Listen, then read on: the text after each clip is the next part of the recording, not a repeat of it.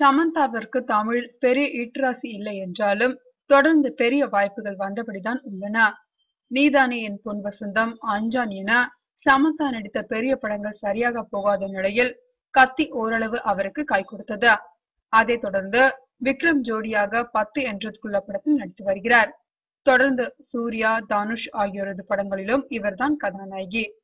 Vijay Milton இயக்கத்தில் உருவாகி வரும் 10 என்றதுக்குள்ள படத்தில்தான் தான் மிகவும் சிரமப்பட்டு நடித்துள்ளதாக சமந்தா கூறியுள்ளார்.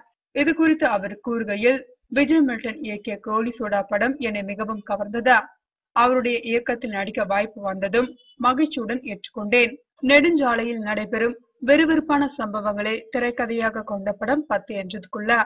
இதுவரை தான் நடித்த கதாபாத்திரங்களில் மிகவும் கஷ்டப்பட்டு நடித்த கதாபாத்திரம் இதுதான் என்கிறார் சமந்தா.